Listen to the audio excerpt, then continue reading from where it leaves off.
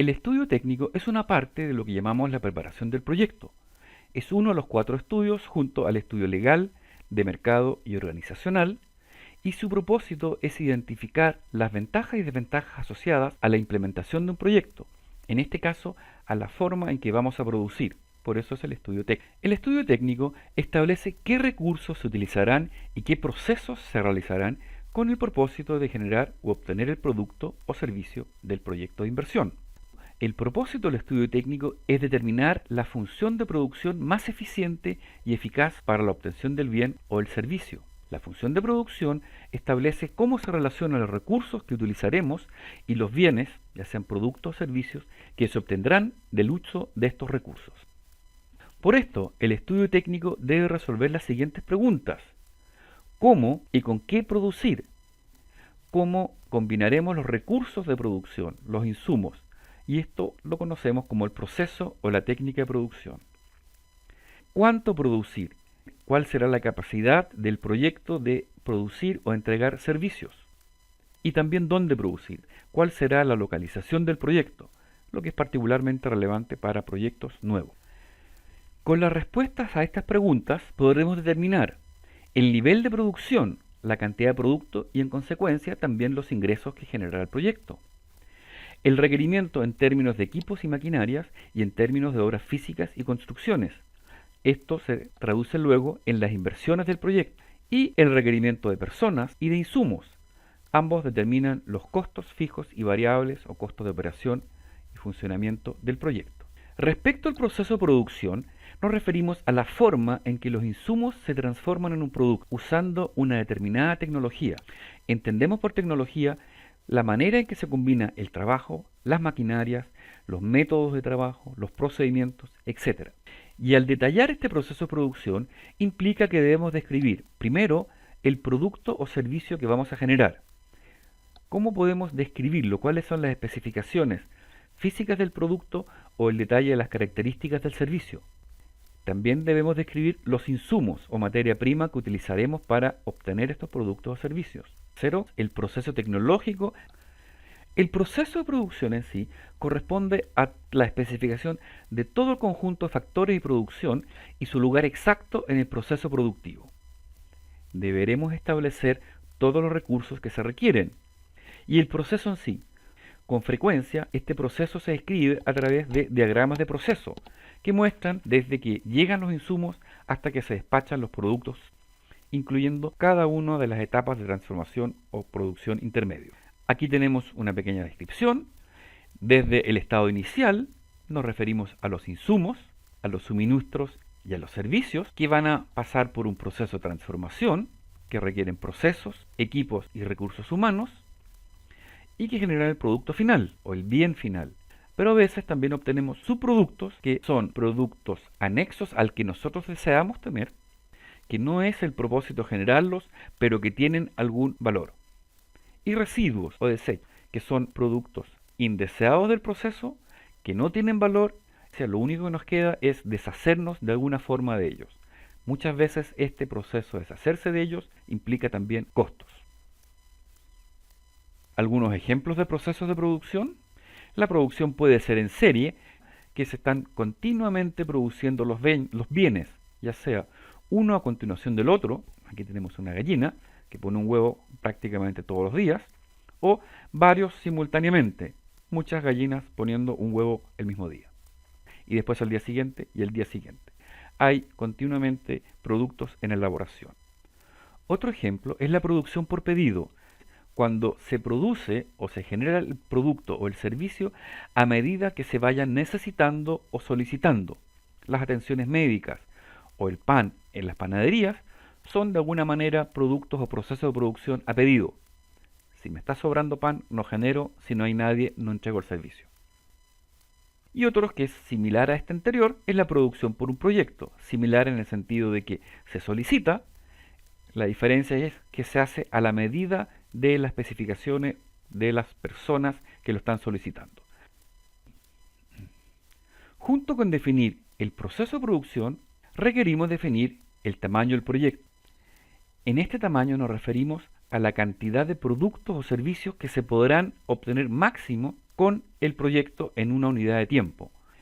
En la determinación del tamaño del proyecto, el propósito es determinar la capacidad física de producir bienes o servicios, porque a partir de esta capacidad de producción vamos a determinar las inversiones que hay que realizar, particularmente las inversiones asociadas al terreno, la superficie de tierra que necesitamos, las construcciones, los edificios que vamos a necesitar comprar, arrendar o construir, y el equipamiento.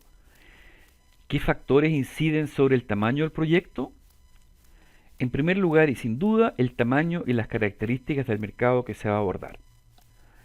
Un proyecto no puede ser más grande que el mercado, pero tampoco puede ser insuficiente para la demanda que vamos a enfrentar al futuro. Segundo, la tecnología del proceso productivo. Algunas tecnologías del proceso productivo definen la cantidad de unidades de productos o servicios que producen. Por ejemplo, si yo tengo una clínica con una consulta, esa consulta puede producir máximo 3 o 4 atenciones por hora. Podremos cambiar la tecnología para aumentar esa cifra, pero existe una cantidad definida de número de consultas que se pueden dar. Un tercer punto es la disponibilidad de insumos o materia prima. Cuando estos son de alguna manera limitantes al proceso de producción, o en otras palabras, determinan la cantidad máxima que puedo producir, naturalmente el tamaño del proyecto deberá ajustarse a esta disponibilidad de insumos. Si tengo agua para regar 3 hectáreas, no te voy a hacer un proyecto para 5, 6 o 10 hectáreas. Puedo sin duda cambiar la tecnología y con eso mejorar el uso de los recursos, pero no voy a poder nunca deshacerme del problema que la cantidad de insumos disponibles definen el tamaño del proyecto. La localización del proyecto es el cuarto factor. Al definir dónde va a estar, ya hay un límite físico a lo que voy a poder hacer en términos de tamaño. Los costos de inversión y operación. Estos, indudablemente, si son muy altos y no voy a contar con los recursos, va a determinar qué proyecto va a tener que ser más pequeño que lo que me gustaría hacer porque simplemente no cuento con los recursos suficientes. Y esto mismo está asociado al punto número 6, la forma de financiarme. Si el financiamiento es solamente privado del dueño del proyecto, va a haber una restricción. Si uno puede acceder a financiamiento externo, sin duda el tamaño del proyecto puede ser más grande. Debido a la relevancia que tiene la demanda sobre el tamaño del proyecto, voy a profundizar un poco este concepto. Y cuando estamos hablando de demanda y tamaño, nos estamos refiriendo a la demanda potencial actual, pero sobre todo futura. ¿Cuánto creo que voy a poder llegar a vender en el mediano plazo? Se pueden dar 3 situaciones. La primera es que la demanda que voy a enfrentar sea menor que las cantidades de unidades productoras posibles de instalar, es decir, el tamaño técnico del proyecto sea mayor que la demanda. Un ejemplo, una consulta veterinaria trabaja 8 horas al día, cada hora atiende 4 pacientes, por lo tanto 8 horas, 4 pacientes me da 32. Si la demanda es menor que 32, el tamaño del proyecto tendrá que hacer una consulta, no puedo hacer menos. La segunda situación es que la demanda es igual a la capacidad mínima. La demanda potencial es 32 y la capacidad mínima de producción es 32. La decisión aquí va a ser poner una consulta para 32 o eventualmente 2 consultas para atender 64. Y la tercera es que la demanda sea mucho mayor que estas unidades productivas. Si la demanda es 100 y una unidad me produce 32, no hay duda que podré construir 1, 2 o 3 consultas o incluso 4 y con eso adaptar el tamaño a esta demanda potencial que yo he estimado. El tercer concepto se refiere a la localización del proyecto. La localización se refiere a la definición del mejor lugar en que se puede instalar la nueva empresa o una nueva unidad de producción. ¿A qué nos referimos con el estudio de localización? Consiste en identificar la localización en que se produzca el máximo beneficio, ya sea porque genera altos ingresos o simultáneamente los mínimos costos medios de producción.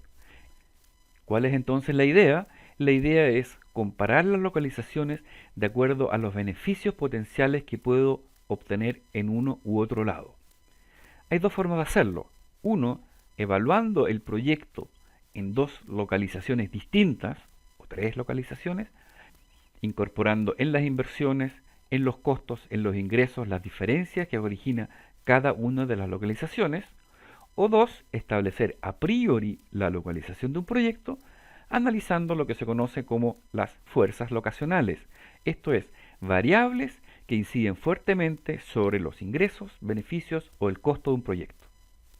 Vamos a hablar un poco sobre estas fuerzas locacionales. La intensidad o relevancia de estas fuerzas depende de cada proyecto y del impacto que cada una de ellas tenga sobre los costos o los beneficios. Veamos un ejemplo desde la perspectiva del abastecimiento, la transformación o la distribución. En esta relación, si nos fijamos primero en el tema del abastecimiento, las principales fuerzas locacionales son los medios y costos de transporte de los insumos, cuán caro es recibir los insumos, la cercanía de las fuentes de abastecimiento y en general muchas otras variables asociadas al abastecimiento. Si un proyecto es muy intensivo en el uso de recursos, insumos, muchas veces le conviene estar más cerca de donde están estos, para asegurarse que va a tener la cantidad suficiente y en el tiempo suficiente. Y esto particularmente cuando la transformación de estos recursos reduce su volumen, los concentra, los hace más livianos o más fácil el transporte. Respecto ahora al proceso de transformación, también son importantes los costos y disponibilidad de los recursos, pero en este caso los recursos más relevantes no son los insumos, sino que es la mano de obra, los recursos humanos, tanto en cantidad como en competencias o capacidades, el costo del terreno y el costo de insumos como el agua, energía y otros suministros. Hago énfasis en que muchas veces el tema del agua y la energía, no solamente por un tema de costos, sino también por un tema de acceso o disponibilidad, pasa a ser con frecuencia una importante fuerza locacional. Otros factores locacionales asociados a la transformación son las condiciones ambientales, muy importantes naturalmente en todo lo que es la producción agropecuaria, la topografía del terreno, impuestos y regulaciones, particularmente cuando existen impuestos o regulaciones que son especiales, que los hacen más caro porque tienen ciertas prohibiciones o que favorecen la instalación de ciertas actividades. El tema de las comunicaciones, disponibilidad y seguridad, el manejo de los desechos y residuos, en particular cuando los procesos de transformación son intensos en generación de desechos y residuos, los servicios de apoyo, cuando tenemos procesos productivos que son muy intensos en tecnología, muchas veces conviene estar cerca de los servicios de mantención, reparación. Y por último, respecto a la distribución, dos factores muy importantes, ya lo dijimos, medios y costos de transporte, pero en este caso de los productos, y particularmente la cercanía al mercado. Productos frescos se busca que estén siempre muy cerca del mercado. ¿Qué hacemos para analizar estas fuerzas locacionales? Ya lo dije, por un lado, evaluar el proyecto para cada alternativa de localización. Esto significa que formulo y evalúo económicamente un proyecto en la ubicación A, el mismo proyecto ahora en la ubicación B, y veo cuál es más rentable, cuál me genera los mejores beneficios, o busco un método que me permita ordenar las alternativas de acuerdo a los factores y seleccionar aquella que es mejor. En esto se acostumbran a usar sistemas de puntaje, en que le asigno puntajes altos a las alternativas que son ventajosas, bajos a las que son poco ventajosas, y luego hago un sistema de ponderaciones, de suma, multiplicaciones. Existen muchas maneras que ustedes pueden realizar en otras partes para determinar aquella localización que tiene el puntaje más alto y en consecuencia o la más adecuada de acuerdo a la evaluación que ustedes están realizando.